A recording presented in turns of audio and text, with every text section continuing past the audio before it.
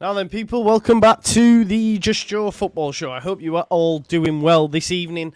This should be an exciting discussion. I can already see all the people disagreeing in the chat. Me and Eevee are probably going to do much of the same. Lockie and Luke should be joining us a little bit later on as well. Lockie's otherwise engaged, but will be here. I don't know where Luke is. Maybe he's fallen asleep or missed the time. I'm not too sure, but he will be here. Eevee has made a return. We were just talking off air. It's been a while, and I'm not sure why, but she's back. She's back with us, which is a massive positive because she always gives us great insight from an emotive standpoint as well. She's like me. She can be very emotional when ramming home her point. But listen, what we're going to be doing is asking you and Eevee and me if Brendan Aaronson and his return to Leeds United will be a success or a flop throughout this video. Obviously, Brendan Aaronson, bit of a shock return to Leeds United. It's all but confirmed. He's confirmed it. America's confirmed, like Tom Bogart, the American side, Graham Smith. Everyone is saying yes, ratified. Farker, Aaronson, all up for it. So there's anticipation, excitement around his comeback, maybe trepidation, nervousness. What does this mean for Leeds United's transfer policy moving forward? Does that mean we won't get another 10? Will he be able to adapt to the physicality of the Championship? All these we will discuss during this. Of course, he's got to deal with the fan backlash as well. I've already seen takes on Twitter saying he needs to be prepared for 30,000 people booing him. Again, it's easy enough to say, I don't remember that happening for Nonto, and he did a hell of a lot worse, if you know, in my opinion, by refusing to play. I guess Brendan didn't even give us the opportunity to refuse to play, but I almost feel he was given an out by the club, and he took that out. And one thing we need to remember is, folks, he also has that out this season, and has decided not to take them up on it, and could have gone back to Union Berlin, had offers elsewhere, and has ultimately decided to stay at Leeds United. Obviously, we'll go through previous performances, strengths, weaknesses, all that sort of stuff throughout the video, and then obviously we'll conclude and get a chat about it. But before we do all that, let's just find out how Eevee is. First of all, Eevee, how are you? All good, all good. Yeah, I'm excited for this season already. It's quite nice listening to the rumour mill and knowing already that, you know, Harrison and Rocker are gone, like, again, so we don't even have to kind of think about that. So yeah, I'm excited, and I'm over last season. I know it's still fresh in some respects, but I'm over it, and I'm now excited for the new season. Exactly. So yeah, all good. You're over Southampton. Like I say, we haven't actually spoke since that post-match reaction on air anyway. How are you feeling about that? Over it, done, happy? Yeah, it was what it was. You know, that's fine. I've got no issues with it. It's a brand new season. It's a much weaker Championship this season. So for as much as I've been fully backing of Farker, if things don't start well, I will be questioning him. You know, there are no excuses this year, in my opinion. But yeah, I'm over Southampton. We don't have to play Russell Martin or Southampton, at least for 1 year. So I'm more than, unless we get them in the cup, but I'm more than enthused with that. And yeah, just really, I'm in a positive mind frame now. I think all of the uncertainty of last year, it's done. It's in the rear view, innit? It's gone. Yeah. It's gone. I agree with Exactly. you. We've had loads of comments coming in, and I want everyone to keep the comments coming in, different opinions, and we'll get into that. Ryan Powler Higgins said, could the Aaronson deal be because of Red Bull? I'm not too sure it's that, mate, if I'm honest. I do think there is a financial aspect to it. Since I originally reacted to the news this morning, Joe Donoghue and The Athletic have both done a piece on it, and we'll go through that and have a chat about reasons as to why it makes sense from a financial standpoint, from a playing standpoint, and stuff like that, and we can go through it. Right, let me do that now. Let's do that now, Eevee. So I don't know if you've seen, but the YEP did an article. So basically, as we know, he still had an active release clause. He had an active release clause in which he could have left on a free loan again and had interest in Germany, but opted to return to Leeds. He spent last season on loan at Union Berlin. He feels he has unfinished business in England, and Farker plans for the American to play a key role in their promotion push. Obviously, we have to take it as a positive initially, Eevee, that he's turned down the opportunity to go out on loan again and thought, do you know what, I'm going to fight for my place. I'm going to give it a go. Yeah, I mean, it's going to be interesting because I'm pretty sure he's banned from driving in the UK as well. So it'll be interesting if we have any issues with him getting to and from training on time. He'll have to be picked up, won't he? He'll have to be picked Yeah, up. have to be chauffeur driven. God, how the other half live. But yeah, I mean, we love a redemption arc. We love, and I do think that if there is a manager who could get the best out of him in terms of like man management style, I do think Farke is the guy to do it. You know, he took in a lot of, lost boys last season and turned them into actual footballers, kind of. Dan James was not going anywhere with or without the. Now that I'm driving again, I mean, I can't afford a car, Laura. I can't afford a car, but yeah, when I can afford a car, then I'll take him to training for sure. Exactly. Yes. Oh, yes. You're on board. I love it. You're on board with the American boy. I love it, mate. Big up for that. Yeah, sorry, Eevee, you were saying. That's all right. Yeah, so I do think that Farke's probably the man who can get the best out of him. And I'm still not excited. I'm not going to lie. I'm not over the top about it. I'm not going to be angry. And I do agree with you in the fact of there's not going to be 30,000 people. There'll be grumblings at the ground like that, that's to be expected. And I would hope that there would be as well, because he's disrespected our club. He was part of the relegation team and sodded off as soon as it was convenient. So, for me, it's going to take a hell of a redemption arc to get him back on, good footing. But there's not going to be loads of boos. Look how controversial Bamford is over whether you love him, hate him, whatever.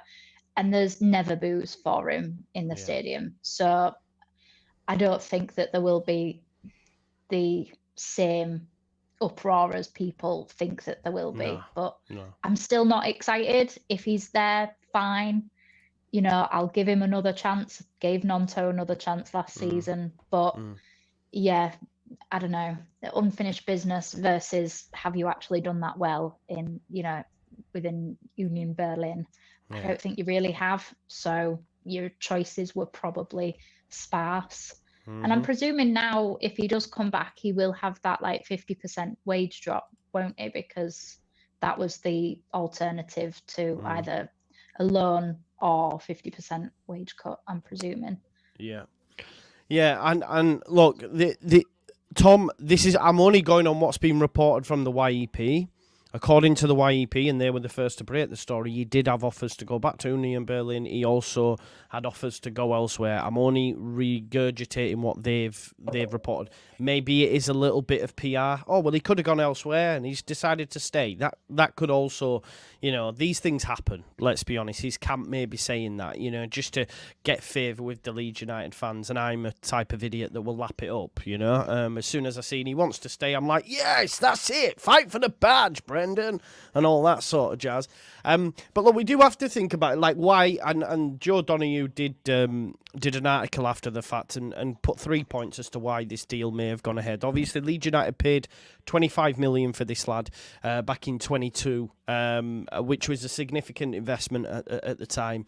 After 2 seasons, he's obviously failed to get anywhere close to that figure worthy of such a fee. Now, if Leeds were to sell him, it would be at a loss. We already know we're very close to the line when it comes to PSR. I think every club in world football is, if we're being totally honest. I don't know any club that's streets ahead of it.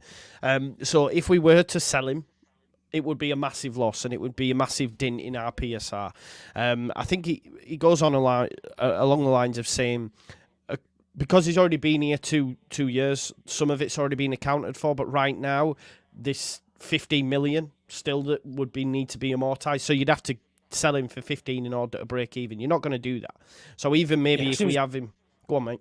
Because he was 25 million over 5 years, it's breaking down as 5 million per year, innit? And that's simply how you put it. To put it simply, what amortization is what's left of that contract and how many more 5 millions we've got to pay. 100%. So if he's got 15 million, we'd have to sell him in order to break even for 15 million, right, Luke? So maybe even if in the season in the Championship, you then might get 10 million for him, and you then break even, or you increase it, or you might want to keep him. So Joe Donoghue says, look, we didn't win promotion, so Leeds are in a position financially to be making additional losses. Had we got promoted, maybe we would have sold him for a reduced fee. But ultimately, the club won't see it as a reason to do so this year. Obviously, as well, and this is something else that has to go in his favour, they're reporting that he could have potentially accepted a wage reduction in order to stay, because to have it in line with his teammates, because previously he had a reduction and could have gone on loan, etc. So the YEP are saying it's not confirmed, but he has potentially accepted a wage reduction in order to stay with the football club, so it's in line with, the rest of the squad. So that, again, is something that you have to give him props for. So that's also to consider. And let's not... Look, regardless of what you think of Brendan's time at Leeds United, it's the Championship. You only have to look at Junior Firpo's performance in the Championship, Gio Rutter's performance in the Championship. These players that, previously in the Premier League era for Leeds United didn't look up to it. I know Rutter only had 6 months or whatever, but he didn't look up to it. He's come down to the Championship. He gets in the team of the season. I don't think it's wild or too of much of a hot take for me personally. Anyway, and I know people, I've been called all sorts on Twitter today, because I think he could be a success.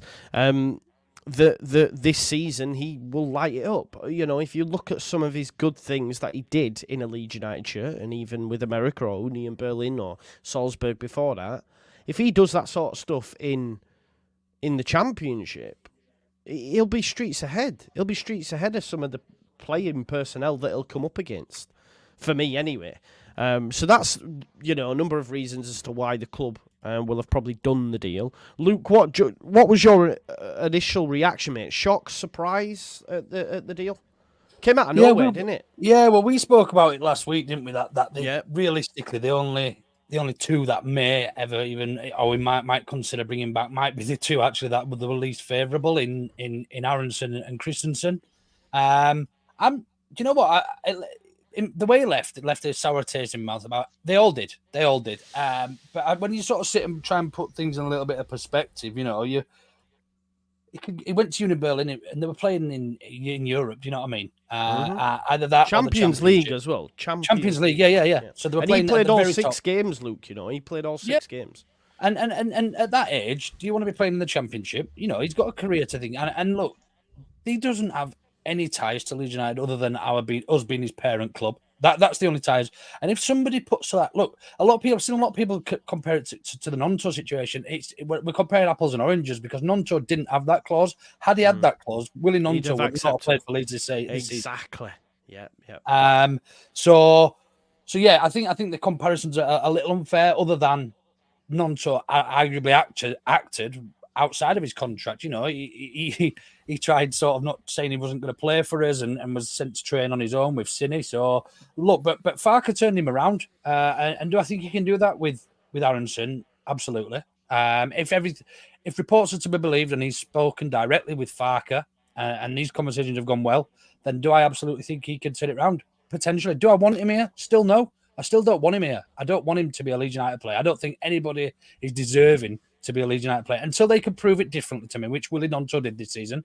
I didn't want to see him in a Leeds shirt at one stage last season, and he turned it around. He had some good performances, and he played for the shirt, and ultimately, football is there's 2 weeks is a long time in football, and even a week is a long time in football, and we're so fickle that 100%. Actually, if Aaronson comes in and plays the 10 role for us, which wasn't his best position for us when he did play for us, but could he? Do I think he could fill that void? Absolutely. Do I think he's got some key attributes to do that at this level? Absolutely. But I see people talking about the Championship being more physical than the Premier League. It's not at all. If it was more physical, the physical players would be playing at the Premier League level. It's not more physical. There are more fouls, yes, probably. I'm guessing. But that's simply because the players aren't as good. It's not anything to do with physicality. The players, it's generally a slower pace, which will suit Aaronson, a bit more time on the ball. But if we see anything like the performances, and if, as I say, if reports are true and he does come back, and this isn't, you know, a little bit of putting him in the shop window, see if anybody does come in for him. Then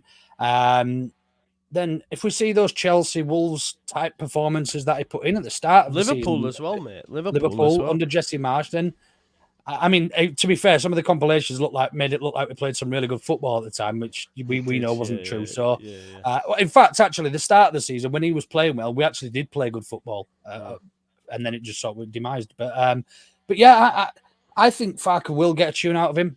We've seen that he can do that, as you mentioned before, out of Junior Firpo, Jorginho, and others. So yeah, I'm quite excited about the news now. I still don't want him back because of the way he's treated the club. And it's almost like we're only good enough now because he's noticed he's not good enough, sort of thing. Which feels a bit shit. But look, if I was him and I wasn't a Leeds fan and I had the opportunity to play the Champions League or Championship football for twice as much money for a year, what would I do realistically? So we've got to be a little bit sensible. Not everybody in the world is as passionate about Leeds United as we are. We're Leeds fans, and it's easy to have you know, a real love and connection to the club. Well, we've got to take it into account. These players haven't got that. He'd only been here a year. Do you know what I mean? Well, he didn't even probably like it living in Beeston. So yeah, people in Beeston don't like living in Beeston, bro. Yeah, mixed feelings about it. In basically, to put it in a nutshell, yeah, very mixed feelings about it. And it will very much depend on how he performs very, very quickly, I feel. Yeah, I think what we need to take into consideration as well, which was another key part of the article, Brendan Aaronson had already dipped before Farke came in.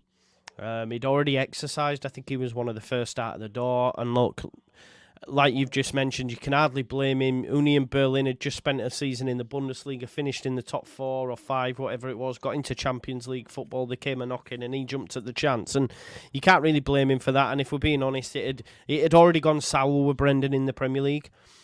He was a bit of a lightning rod, rightly so, because he went down too easy. He didn't release, the ball at the right time, and he was almost synonymous with Jesse. He was Jesse's boy, and I think Jesse beasted him. If I'm being totally honest, Jesse did beast him that season. Played nearly every game, and we could all see he was struggling. You've come from the Austrian League into the Premier League. You're then being asked to play fucking 36 games or whatever it was he ended up playing in a team that was doing poor.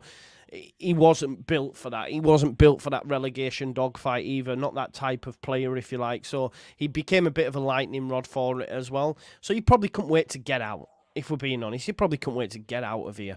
You are right in saying he's gone and had a season in the Bundesliga. He finished the season better than he started it, but there was question marks over his, physicality and bulking up over there at the time. So that's something that is going to have to improve. And look, Farke sometimes double, triple sessions. So if anyone's going to get into him, it'll be him.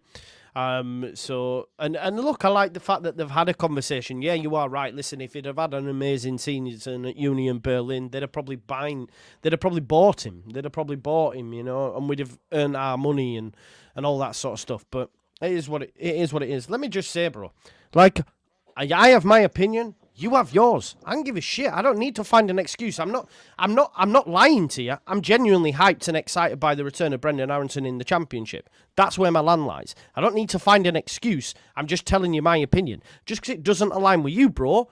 I don't get it. What's the issue? You think he's shit and we shouldn't bring him back. I think he's good and we should bring him back. My opinion has changed, and it changed only 2 weeks ago when Luke mentioned that video. We did the second chance chat. Because here's something for you. Here's a kicker for you. There will be a conversation about Rasmus happening as well. Surely. Because if they've had it with Brendan, they'll be having it with Rasmus.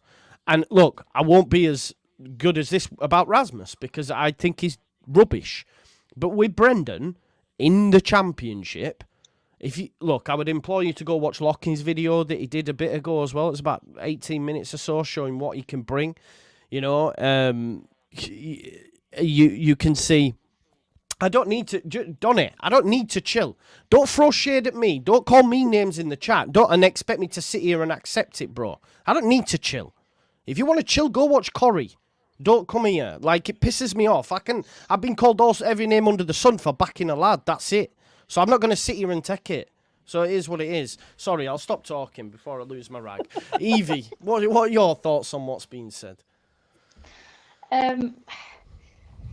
I'll never be okay with any of them doing what they did. I understand it from a pragmatic point of view. And Luke, I do agree with you in the fact of if you don't have the emotional connection with Leeds and it's just a transactional kind of event for you, then, you know, I do get it. But I think one of the things that irks me from obviously literally just a fan perspective is they were part of that team. They were part of that problem. They got us relegated and they got to have their careers, whereas we got to watch our club go to the shit. And like, that's what really irks me. And then seeing them put on that shirt, you know, and basically spitting on it while they walk out the door and go and get a, you know, multi-million-pound pay deal at another sucker of a club, like that irks me. That will always emotionally get to me because I love this club and I think it's an honor to play. I also think it's an honor to play football in general because you're incredibly privileged. You're paid hundreds of thousands, if not millions of pounds, dollars, whatever currency you want to get paid in, to kick a bag of wind around when there's people in a cost of living crisis who would, you know, who can't afford a season ticket to go and watch their sport, let alone play it. And you just jumped ship as soon as you went. So it is going to take me a long time to get back. I do think there is a player, I genuinely do, but there is a lot he needs to work on. But it's like I said at the beginning, if there's one manager that's going to get that kind of player, that person, that confidence out, it's probably Daniel Farke, because he, you know, we've seen what he's done.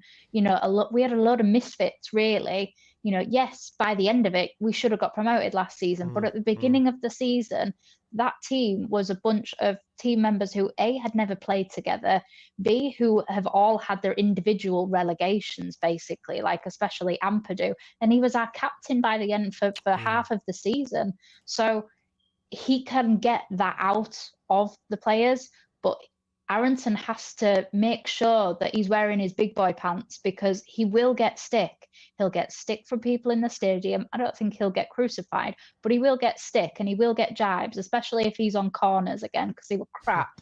So, you know, like he will get stick. He'll get stick online. He'll just get a lot of abuse, and he has to toughen up and realize that there's no country in the world who cares more about their football than this country. And the fact that you stomped on the hearts of one of the biggest clubs in the country, like that means something. So I really just hope that he accepts, you know, takes his medicine, accepts it, and maybe this season he becomes a man instead of the wimpy twig that we've seen for, you know, the last couple of seasons. So yeah.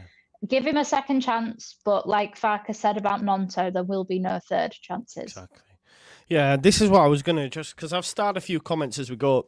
Carl says, I don't understand why we have these rats back when they turn their back on the club. Would rather want players who want to play for the badge. Agreed massively, but like, look, football's a fickle game. All fans are fickle. Look at how, you know, this seems to be as well, right? And I'll give you a perfect example. This is how I've viewed it anyway, and I might be wrong.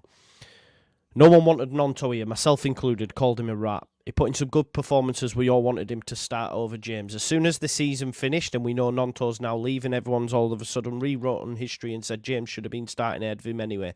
When it was happening at the time, we were all happy with Nonto starting, and that's just the life of a football fan. Now that we know Nonto's in the rear view, I can go, James is better anyway. Somerville's rubbish, never wanted to be here for 6 months. That's what we do. You know, but we're seeing online that Parag Marate is demanding 45 million. Newcastle, Liverpool, Chelsea. You know, he's not a bad player, but Leeds fans, you know, now we know he's dipping, are saying he was too selfish. This is football fandom. Unfortunately, that's how it is, or not. Unfortunately, that's just how we are. It is what it is. Sean says, I could never take a player back who turned their back on the club. You supported Nonto this season, Sean. I'm sure you did. The way Aaronson did. Are we that desperate? I hope not. Here's a point, Luke, and I know where a lot of people are getting concerned. Like David Gray says, nothing will... I don't know what that's in relation to, but the second part of his comment was, I thought we were financially okay, but doesn't look like it. Do you read into it like this, that Leeds United potentially, having offered Cooper, having offered Shackleton deals, and then also keeping Aaronson, may look at it and go, well, we don't need to get another 10 now? Does that concern you at all? No, not at all. Not in terms of finances. I think all of these moves make makes sense for two reasons: football and financially. To be honest, I think having Cooper around for the football, probably won't play all that much football, but having around for another year isn't going to harm. Isn't going to harm anybody. Is he going to be standing in the front of Cresswell's players? No. Are we realistically going to sign 11 new players this window and have have backups here and there and everywhere? We're not. Simple. Jamie Shackleton, play every position on the pitch if you want him to. Not a bad option, not a bad backup. Do you really want us to go out and sign a third choice left back just in case Junior Firpo and Sam Byram aren't available? Do you really want us to sign a third choice right back if our two starting right backs aren't available? It's just not going to happen. He's a utility player that will do a job anyway for you. So people just need to be a little bit realistic when they're seeing this.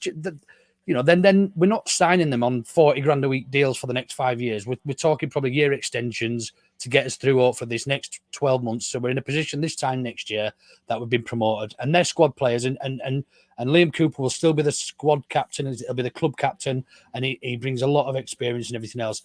Aaronson, again, financially and football, we need somebody who can look at defence. We're not going to get our money back on him. It doesn't make financial sense for us to make a loss on him. Simply put. Yeah. So, he will do that as well, won't he, Luke? He'll be able to unlock them low blocks, man. He's a player in the Championship. For me, on looking at it, I think he'll smash it. I genuinely think.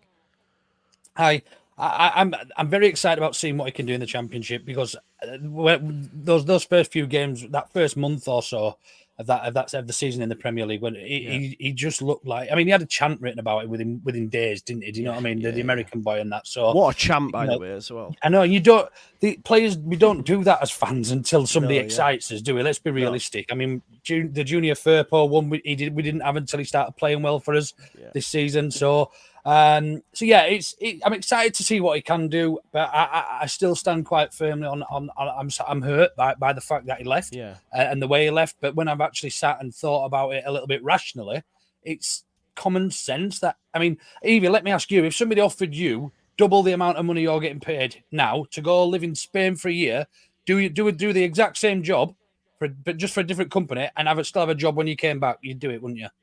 Yeah. I mean, I completely get it, and it's a really rational argument because it's true. I'd move to Spain for fucking less money, by the way. Sorry. Exactly.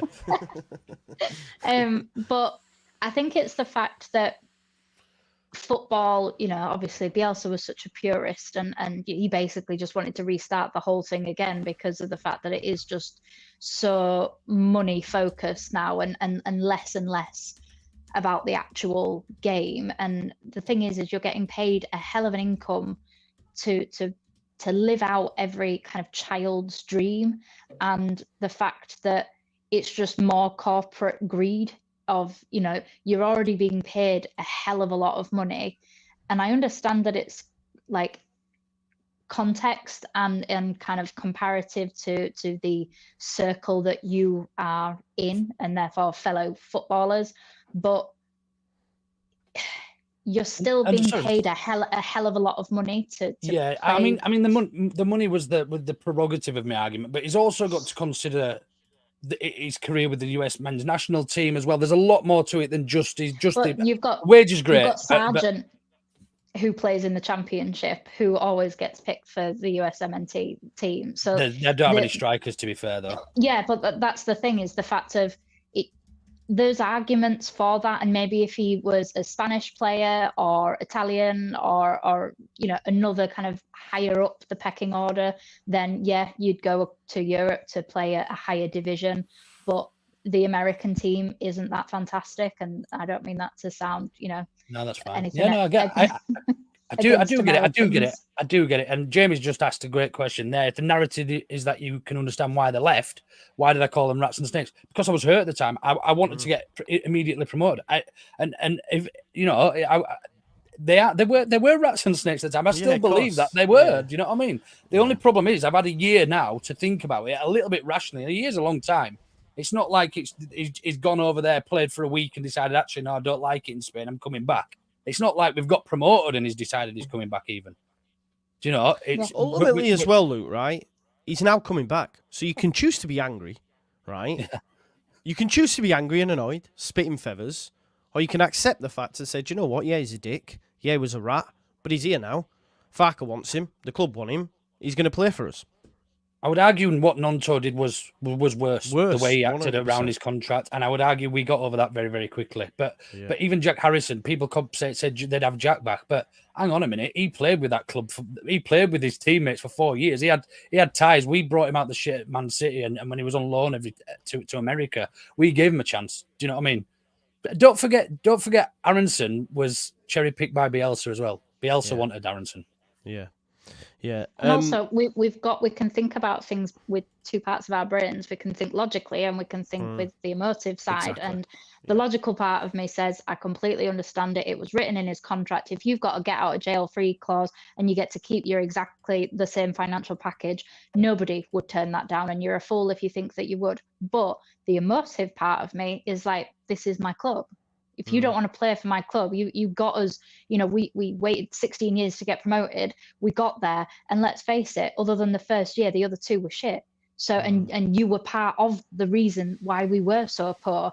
And now you've just jumped ship. So the emotive part of me wants to stick a middle finger up to all of them and tell them you're never welcome back at the club. But the logical part of me thinks, and if we had that luxury, Eevee, if we had that luxury in the Premier League, we would do it. But unfortunately, we don't. It's the club's fault. It's the club's fault. We gave him that contract. Exactly. So it's our fault. It's our fault. You know what I mean? Yeah. If that contract wasn't in there, there's no chance he would have gone out on loan. We wouldn't have let him. We wouldn't have loaned him out. No, exactly. If that clause was not in there. 100%. Like Jamie says here, in my opinion, Aaronson left Leeds because he thought he was better than... No, he left Leeds because he could go get his contract paid in full. You have to remember this, right? You have to think about this. Yeah, and also because he felt he was better than the Championships, which, if we're being honest, he got offered a job at a Champions League club. Yeah, I get it, right? But my point is, you have to factor in as well, like Eevee's just mentioned, the logical part of the brain and also your emotional part of the brain. The logical part of the brain is, I can stay in a lower division and get paid half my wages, or I can leave, go play in the Champions League in the Bernabeu and get paid my full wages. It's not a hard fucking choice. We have to think about it like that and say it's not a hard choice. But ultimately, according to reports, he was offered deals this summer. He's had a chat with the manager and he said, you know what, I'm going to come back to Leeds United. So you have to back him for that. We have to back him for that, surely. There's a lot of people, like, unambiguous. This is a wild take. It's not comparatively, like, you cannot compare that. That's wild. I think that's going a little bit too far, bro, if I do say so myself. I think I don't think there is any talk of any other loan players returning, Michael. But Rasmus could be one. But Rasmus is in the Danish setup. If he has a good Euros, maybe offers will come for him. Maybe that's why Leeds United aren't, mentioning in that yet, because they're probably thinking if he has a good Euros, we might get our money back. But again, what did we pay for Rasmus? Does anybody off the top of your head? 5 million, was it? No, it was it about 10? 10. More. Yeah, 10, I think it was about 10. Yeah, let's hope he he has a good Euros then. But can I just ask you folks as well, taking all that emotional stuff aside, Aaronson, the footballer, did you see enough from him to think he can be a success in the Championship? Absolutely, in the Championship. I saw enough to think that he was going to be the next Pele in that first month. And then, whether it was poor coaching, whether it was overworked, whether it was... I just don't know what happened. He just fell off, whether he got worked out really quickly, because he just seemed to hold on to the ball a bit too much, whether he got too cocky, because he had a great first month with his first month of the season.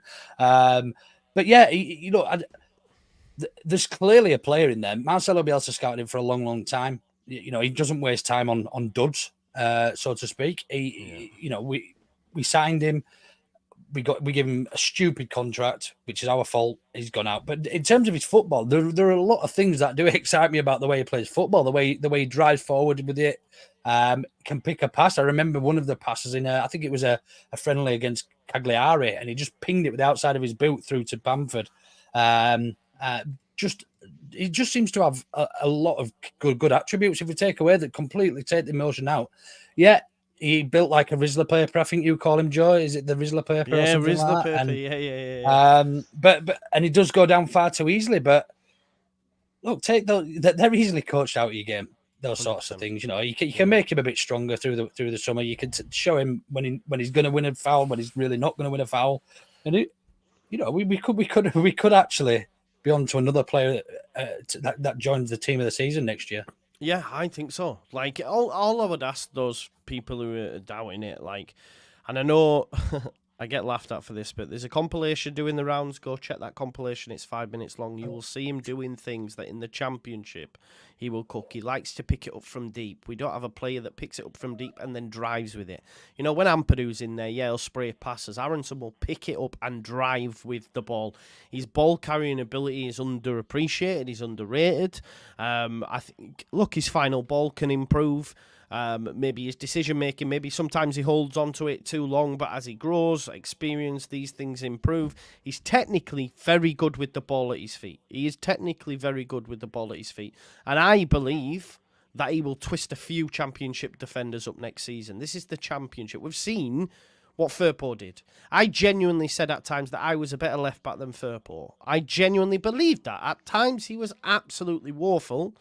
And in the second half of the season, I don't think it's wild to say he was our best player. So if he can have a turnaround like he has, then Aaronson, for me, I would argue, was, if we were to compare Firpo at the start of last season and Aaronson coming this season, I would argue that my expectations of Aaronson are already ahead of Firpo's. So if he has a similar sort of trajectory, we'll have a naughty little player on our hand, I think. It'd help having an actual football coach as well this season. Exactly. Do you know what I mean? Yeah, 100%. 100%. We've had a couple of super chats. Our fans spin history. A 21-year-old kid who was a best player for 2 months. Marsh killed him and then he got 0 time at the World Cup, which wrecked his confidence, says Barney. Farker's first touch says all depends on his mindset. He will have to work. Well, I would argue, Eevee, you can't question his mindset because he's willing to come back and willing to put the work in. Yeah, I mean, the first test will be the first game of the season at Ellen Road. That will be, because that's going to be nervy for him. Obviously, I know there's pre-season friendlies and things, but that's usually, you know, when people like myself who can't get season tickets often go to see games. So it's the slightly less verbal kind of crew that go and watch friendly games and things like that. So he won't feel the real intensity until the start of the season. And, you know, fair play to him if he comes back. You know, I'm not, you know, I see quite a few comments saying that, you know, oh, well, you're all changing the rhetoric and, you know, saying he's going to be amazing. I haven't said that he's going to be amazing or anything like that. I think he's got a lot to prove, but Luke's right. He was really good for the first month and a half. When we did have him not last season now, technically season before, but when we did have him, and it wasn't his fault that Jesse Marsh managed to con people into believing he was a football coach. You know, like, that's not his responsibility. That was on Orta and Rads. But do I think he's going to be amazing? And I slightly disagree with you, Joe, in the fact of, you know, you said that the bar for Aaronson is higher than you would have put Firpo. I'm actually putting him way below Firpo, because then if my expectations are low, he can't disappoint. Whereas I think if we kind of put him and if we only remember the first kind of month and a half, then we're going to expect incredible things. Whereas in reality, he's had almost 2 seasons of being pretty crap. So, you know, a bit like our lot who did stay, you know, they weren't amazing for the last 2 seasons. If they were, we wouldn't have got relegated. So he's going to have to start from the bottom. And for me, like, I would play him on the right wing rather than the number 10. I don't think he's good enough to be a number 10. I know he can play there, but we've had lots of players that can do a job. It doesn't mean they're actually good enough to. Do you worry, Eevee, that we won't go out and buy now? Yeah, that does concern me. Like, because then if you think of him as a right winger rather than a cam, I'd rather them think of him as a right winger, because we need a number 10. Because as soon as Rutter went off the boil, we lost that midfield, because there was no creativity. You had Somerville trying to just be a one-man band. You had Nonto falling over half the time, and then Rutter falling over his own legs. And you know, we maybe got one good game out of him after the March International in that Norwich game. You know, so when we lose him in the middle, we lose a hell of a lot. And Aaronson, I wouldn't trust to be, because he's not that. Obviously, Rutter's a lot more physical. He's like got limbs going off in different directions and things, whereas Aaronson, you know, a good strong Yorkshire breeze will blow him over. So I don't want him in the middle of the park. I want him on the wing because his physicality lends more to being a winger.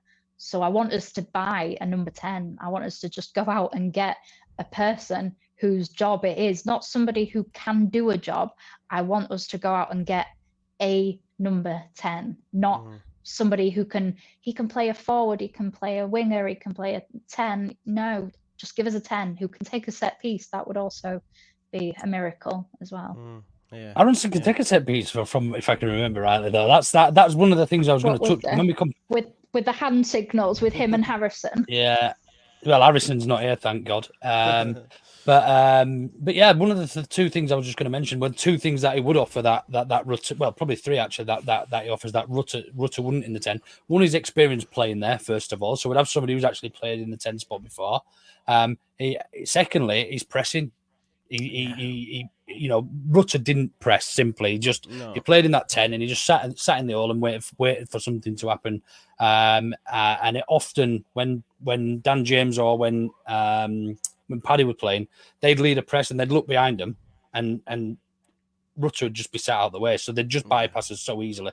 And then the other thing was set pieces. It was generally quite good at taking a set piece in comparison to some of the set piece takers we've seen over the past season anyway. And then, the third wing was obviously the experience. So he will see those passes and he will try those passes a little bit more than Rutter would.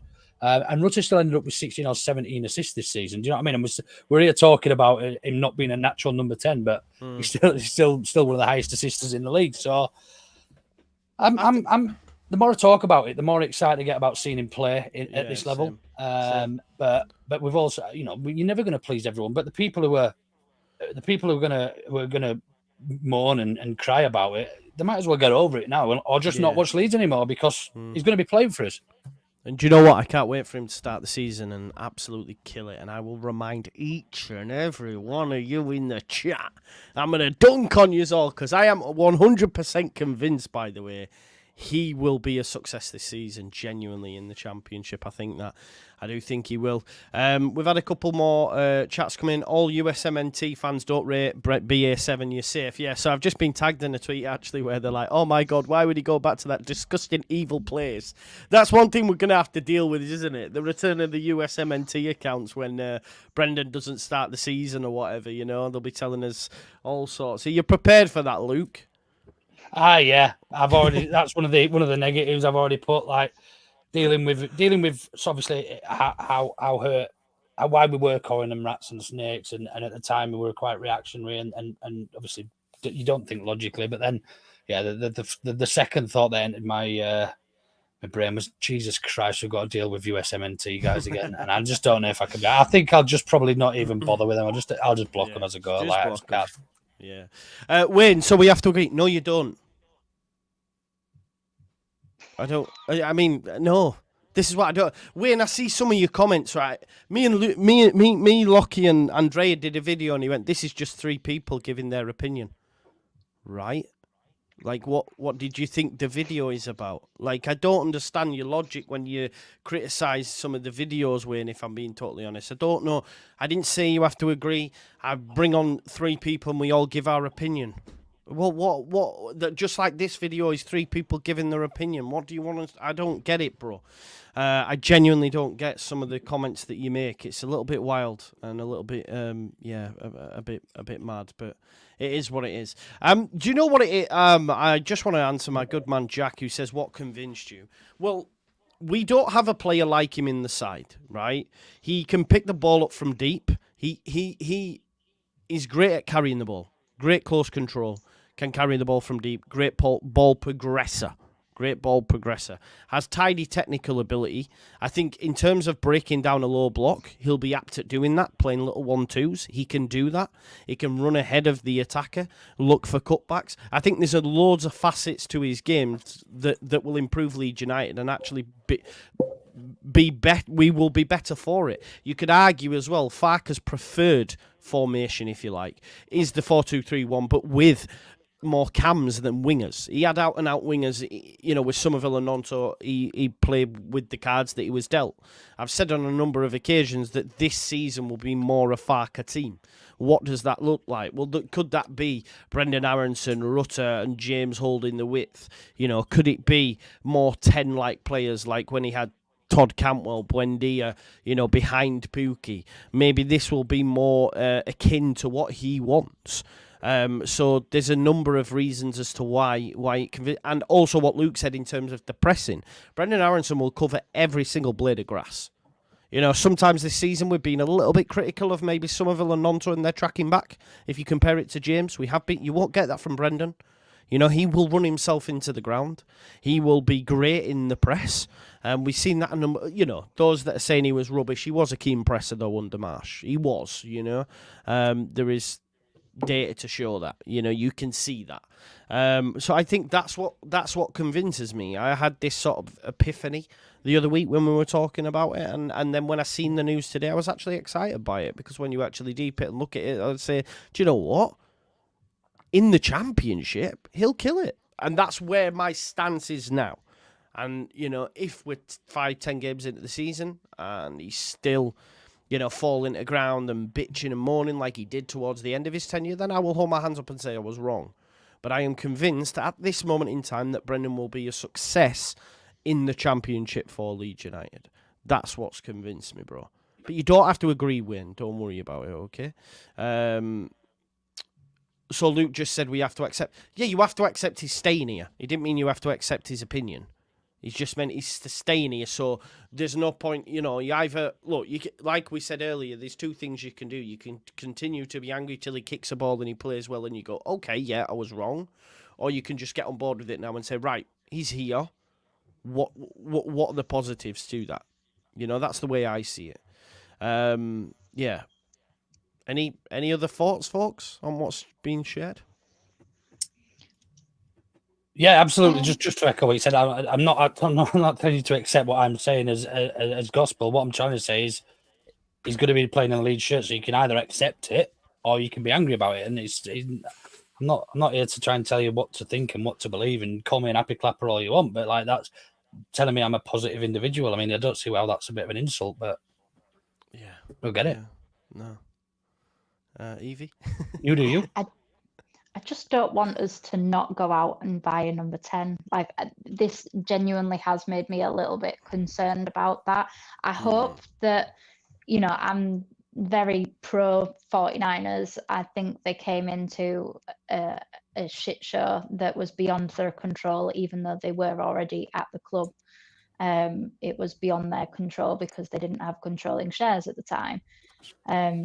But it just makes me just, I don't know, squeeze a little bit, just kind of feel a little bit uncomfortable. And, you know, we've seen, I don't think that if Bamford stays, I know there's rumours of Fulham making a bid for Bamford. I don't see that happening, but I think the 3 number 9s that we have will be our number 9s for next season. So I think the number 10 position is the most important for me, and probably a left winger as well. Depending if I think we need a left winger and a number 10. I think so. Can I just say, just as well to back up Luke, like when he says go support someone else, like it's not literal, folks. Stop taking it personal. Like I didn't say support. I said go watch. You might as well, if you don't want to accept that he's going to be playing for Leeds. If you still want to call him a rat, then you might as well go watch somebody else because he's going to be playing for Leeds. Like if you don't really hate him that much, or really hate the fact he's coming back, like just get over it. Fucking hell, bloody hell. Like it's not even 9 o'clock, man, and I'm already getting angry with loads of idiots. And also, anybody that's calling us out for, you know, saying that we called them rats, yeah, so what, we did, like that's fine, you know. Everybody's valid to, you know, to have their emotions. Otherwise, if you don't get emotional over football and you look at it from literally what it is, it's 22 grown men kicking a bag of wind around a square pitch, so you have to get emotions involved. And at that moment in time, I stand by my choice of words throughout the season when I've called them all sorts of names.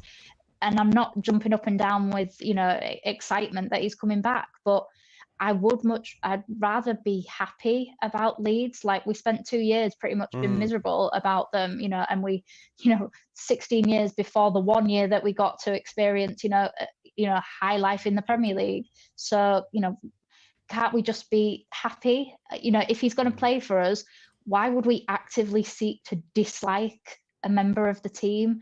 Because why are they going to fight for us at the end? We have to give him that second chance. If Farker's willing to give him a second chance, then we have to. Yeah.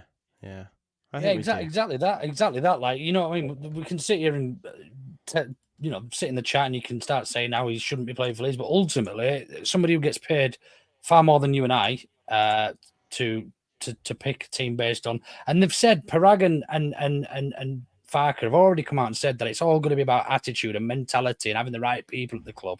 This conversation would have been deep. Do you know what I mean? The conversation that they would have had would have been deep, and he wouldn't have had him here if he's not going to be right for the club. So why not just get over it, and accept that he's going to be here? Yeah, exactly. And I'm on board with it. It was always going to annoy people, 100%, just like, the non-toast or everything, you know what I mean? But I think it's a good move. And look, if anything, we look in the playoff final, we had no midfielders on the bench, right? None. Okay, so no one's left yet, and we've had Aaronson return. Are we stronger than last season? Yes, we are, with Aaronson in the team. Doesn't have to be a starter, but we're already stronger. Now, of course, we're going to lose some players. But what we've done there is brought back a player who, and look, we are paying his wages, but it'll be on reduced terms. It's not taken any dent whatsoever into FFP, PSR. So I would argue we're actually in a stronger position to still go out and get the players that we need. I think we'll still go out. I don't think we'll get a 9, just to pre-warn folks. This is the way I say it. I don't think we'll get a 9 because we've got 3 players in Joseph, Bamford and Pirro. I don't think they'll do it. I don't think the keeper will change because we've got Klassen on a year. We've got Melier still and Darlow. That won't change either. As much as, look, if we'd got promoted, maybe the 9 and keeper would have changed, but it's not an area of the pitch that needs instant surgery for Leeds to do well in the Championship. They're serviceable players. We will need to replace Nonto and Somerville, and I think they will do that. We could argue we need a new... Look, maybe even sees Aaronson as an 8 alongside Ampadu. There's my 6 in Ampadu, and I'll have Aaronson to carry it from deep. Then you've got Gruev, you've got Kamara on the bench. Then he looks to bring in 2 players to replace Somerville and Nonto. You're already looking stronger. We're already looking stronger. So... yeah, I don't think we've got anything to worry about, to be honest. And I think it's a big positive. It is a big positive for me. I don't see the downsides to it. What are the downsides for you folks? Go on, Eevee. Where are the goals coming from?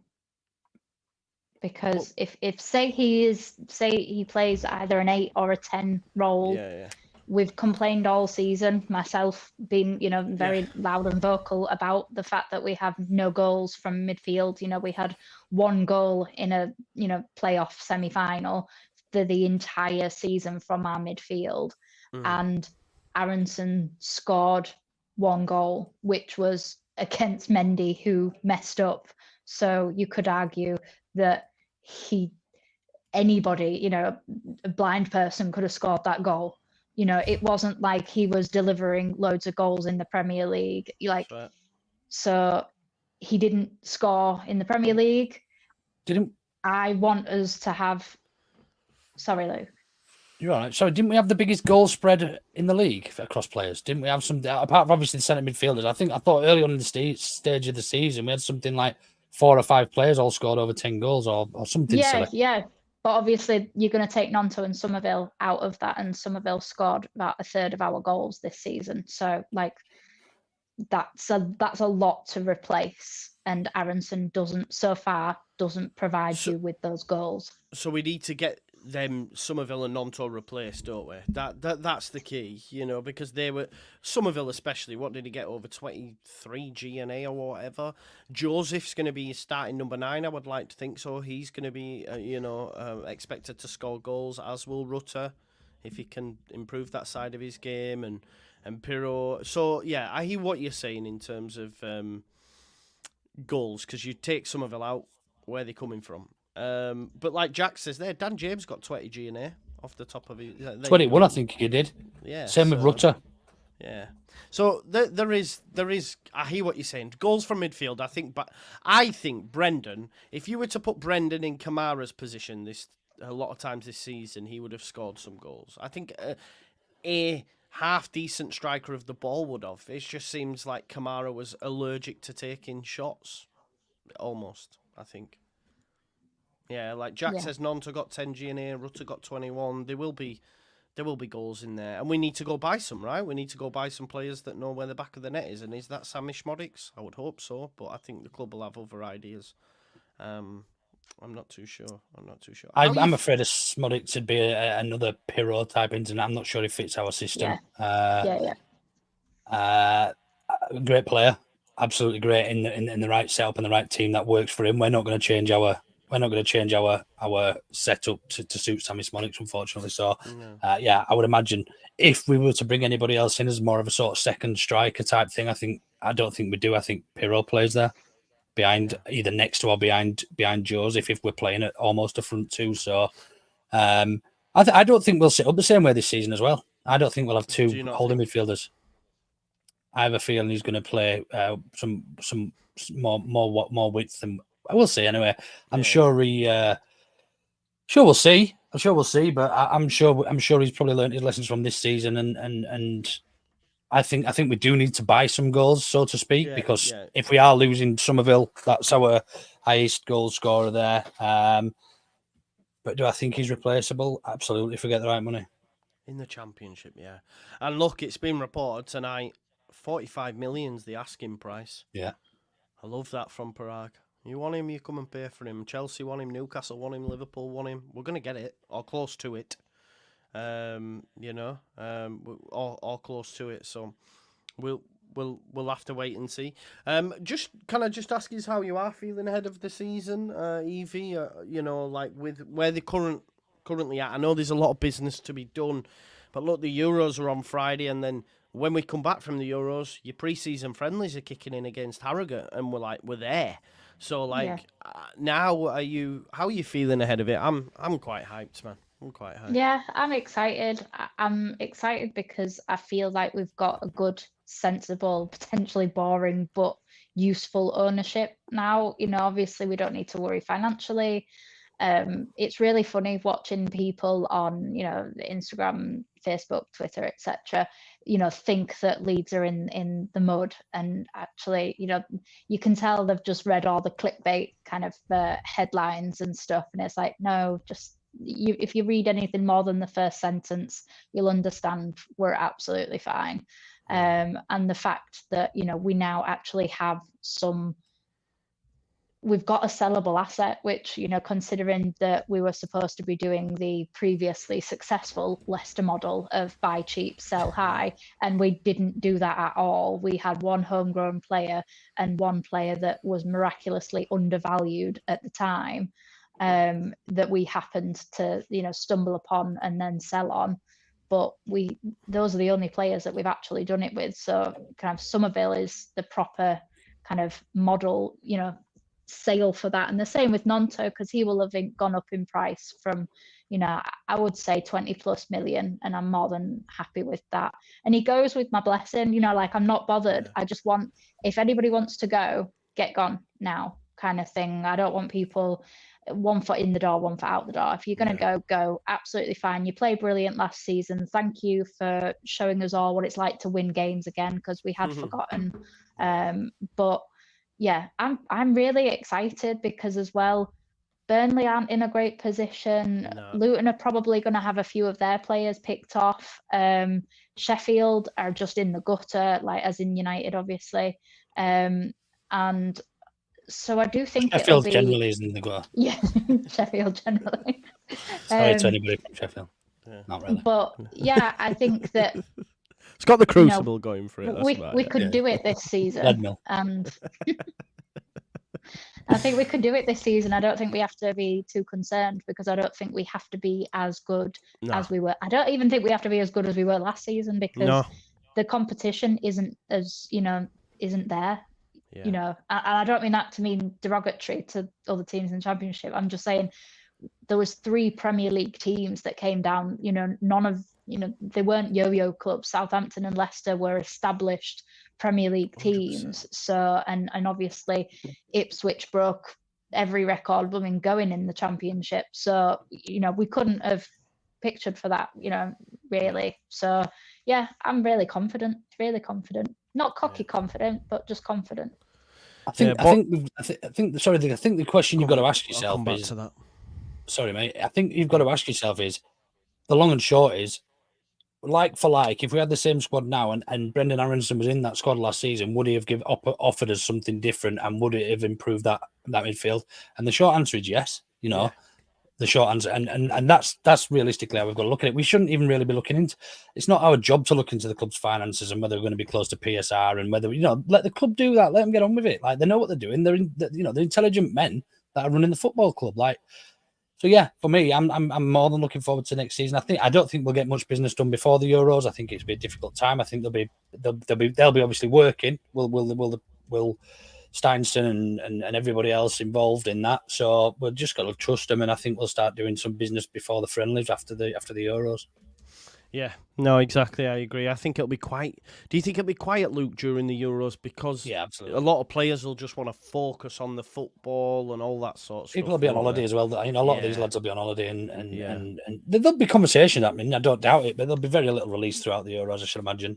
Who knows? They might prove me wrong. Yeah, no, I think so. I just want to respond to this. Absolute waffle from all of you. Didn't have the physicality in Prem in a more technical league in Champ. He gets bullied. I disagree, Boss Nass. We'll wait and see what transpires. But I do disagree. I think the element of his game of going to ground easily, getting blown over, and that has to change 100%. But I just think technically he'll be too good for some of these players to even get near him to tackle him. That's the point. I was listening. I don't know if you listened to the Stick to Football pod, but Jamie Carragher was telling a funny story. Like he was a young lad playing in midfield for Liverpool, and Patrick Vieira came on, and he went, "I'm gonna fucking do him." And Patrick Vieira was near the touchline, and he went sprinting over, and he said he went to put in this big challenge, and Patrick Vieira just rolled the ball to the left, and Carragher ended up in a heap at the side of the pitch. And what I mean by that is, obviously Vieira at that time was just streets ahead of Jamie Carragher, just one roll. And I genuinely, and I know it might sound like a wild comparison, but if you look at some of the stuff that Brendan Aaronson has done previously against Premier League opposition when they've tried to get near him, the Championship, come on. We've seen some of the players that are in that fecking division. He'll make them look silly. They'll come charging in, quick little body, drop of the shoulder, little twist the other way, and they'll be left for dead. Genuinely, I think. I think he's going to really, really work. And what's the word? I'm sticking my nail to the mast or whatever. I'm putting my flag out. I think Brendan Aaronson will smash it next season in the Championship. I genuinely do. This isn't for clicks, for likes. This is how I feel about it. I think he'll cook them. He'll murder them. Liam Moore says, yes, some of these players left on loan, but people out there, it's crazy to think that, in my opinion anyway. But yeah, everyone's entitled to theirs. Aaronson is going to tear the EFL up, says Liam Moore. Jared Fletcher, thank you, 30k yesterday. Big thanks to Eevee and Luke that have helped in response with that as well. I thanked Jer the other night. Thanked everybody that comes on and helps, because I love these kind of shows. They're my favourite shows, panel shows, discussion debates. And Lucy M says, member for 22 months, looking forward to being convinced on Aaronson, but congrats on 30k. Hopefully you have been convinced. I feel that we've still got a lot of work to do. And he won't be. He's got to convince us, though, Joe, in the show. Yeah, that is it's up to him, and I think he can. I think he's got the right attributes. Those people, what I would say, comparing the Championship to the Premier League, the Championship is the Premier League, but just with worse players. It's not it's not the Sunday League. Don't the way people go on around it is like these challenges flying and people get legs broken and every week. It's not like that. You know, it's still professional football at one level below the Premier League. Look, there is some horrible footballers in there. There are some big dirty defenders in there, but they get sent off. We saw the lad at Huddersfield did it when he went in and he got red carded. Who was he? What was it? Who was it he challenged? I think it might have been Ampadu when Ampadu clapped. No, it wasn't Ampadu. Ampadu clapped him when he got sent off. I can't remember who it was. Hogg. Was it Hogg? Yes, Yeah, yes, it was Hogg. so. Yeah. Hogg. And but there are players at that level that's their game all over. So for him to say he's going to get bullied when he's going to have an extra second or two on the ball every time, that could be the difference between him failing in the Premier League and being the difference in the Championship. Yeah, I agree with you. 100%. I agree completely, mate. Come on, let's not be silly now. Harry Kane, 36 goals. Are we saying that, you know, Bundesliga's on a par with the Championships? Is this what we're saying here? Jamal Musiala, Florian Wirtz, all these players, like, you know, we're talking about who? Sammy Schmodix, Paddy Bamford. It's not comparative at all. Like, I think that's unfair to say, oh, well, the Bundesliga's not that much better than the Championship and he didn't do well over there. The Bundesliga is one of the top 5 leagues in the world. Yeah, like, let's not do that. That's wild to think it's, on a par with it. Definitely not. Aaronson Player of the Year next year. Who knows, Mr. Dodo? Who knows? Watch this space. I don't think we've anything more else to share or go through, really. I think that's everything. I am going to be chatting tomorrow with Ben Jacobs at 6 p.m, so he's going to give me some of his time. He's just done a video there with Fabrizio Romano talking about Somerville, so hopefully we get the inside scoop on that stuff as well. So if you're stuck for anything to do tomorrow, 6 p.m, I'll be live with Ben Jacobs, so that should be fun and see what he's got to say, because he was the one that brought the news on Alfie Gilchrist as well. And that's one player that I think would be a great buy for Leeds United, either at right centre-back or right-back, covering each. But we'll probably start. But yeah, happy days. Can I just before I do finish, actually, I've got two questions because I've not had a chance to chat to you. Luke, what were you happy with the retained list? Do you understand it? Do you think Cooper and Shaq could go play? What do you think? Yeah, I think it made sense. The one that did surprise, or two that did surprise me, I think initially was Lewis Bate. Not been retained or even offered an extension, and Cody Drama, but then Ed explained to me that would actually be entitled to some compensation if we don't, or we wouldn't be entitled to compensation due to his age if we didn't extend his contract. Coops, as I mentioned earlier on, look, fantastic person to have around the club. He do, you know, people probably don't recognise how much he does and what he does to and adds to the team. Look, is he going to be playing week in, week out? Probably not. In fact, definitely not. But in a Championship, I think he's a useful player to have around, and the fact that he'd rather stay here as third, fourth, fifth choice centre back than go play lower league, you know, lower down in the Championship or even League One and play football every week, just shows how much he loves the club. Yeah, again, Shaq utility play anywhere for you. Yeah, what do you reckon, Eevee? Anything to add? My only issue with Shax is his availability, because for as much as he's a utility player, whenever he gets his chance to be utilised, he is either injured, sick, or, you know, has a baby. I know that last one doesn't happen very often, but it was just that it happened this season. And I think that's just the frustrating thing, is that both, similar to Joffy in the fact of they've both had chances to come through and do bits, and then they've not, because they've got injured or something's happened or got sniffles or whatever. So I do get frustrated with, you know, because, you know, I know it's not Shax's fault, but he has been kind of touted as the next Stuart Dallas kind of thing, and he's never been available to be that player. So I'd rather keep Cooper than Shax. If you were to give me a choice of you could only keep one, Cooper for me has more. And it's not even the on the pitch stuff, it's the off the pitch. It's making sure that we don't forget who we are. And until Archie and other players kind of become cemented into the team, you still need somebody in the changing rooms to remind everybody what the hell they're fighting for. And I know that like Shax is always number one on the bleep test every year. Like, I get that. But like, for the same people who criticize like Bamford and things for availability, Shax hasn't been that available this season, and we've needed him. There have been times where we've needed right back cover, left back cover, midfield, and that's where he's supposed to be useful for, and he hasn't. Like, he hasn't been available a lot, like at all this season, really. He had a few games at the first half of the season, but the second half he's been non-existent. So I know he's on low wages, so he's a drop in the ocean. I get it, that's fine. I'm at peace with that. But I don't know, it's just frustrating when he's also not really been that trusted by Farke, because again, he hasn't been available. So then you've got to get fitness back and everything like that. It's another option on the bench that then won't get used. So, that's my only issue. I've got no problem with him as a player, no problem with him as a person, but that is still part of the sentimentality, in my opinion. And I just don't think, if he's not available, then what use is he? We don't know what his position is anymore, because he's played a bit of everywhere. But that means that, for me, other people get in front of him, which then means he doesn't have a role to play, really. That's a good point. Good point, Eevee. But like I say, third choice, whatever. Yeah, look, if I'm representing Shaq, I'm telling him to go play. I've said that on a number of streams. He needs to go play. He's 24-year-old. Go play, mate. And Joe made this great point on yesterday's video that Joel Robles and Adam Forshaw were both offered contracts last season, and neither of them accepted them. So there's no guarantees that they'll still be here, but the club are obviously going to protect themselves in numbers and all that sort of stuff.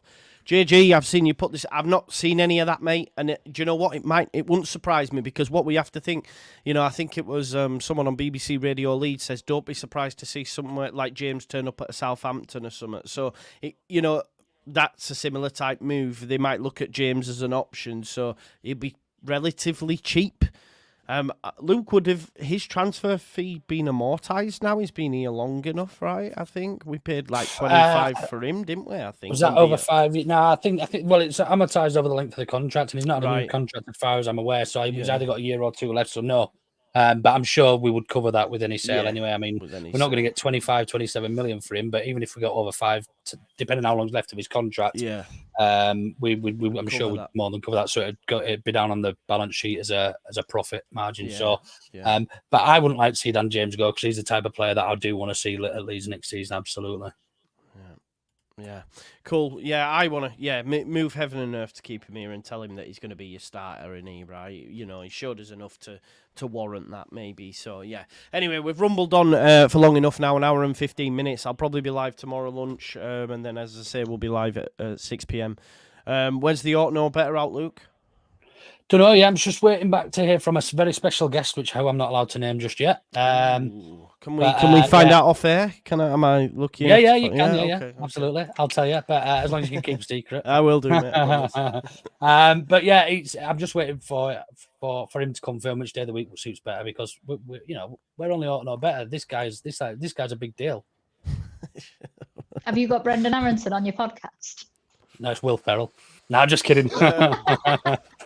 Folks, I'll see you live in about an hour when Luke tells me, and then I'll do a live stream. Breaking news, Ought to Know Better have. No.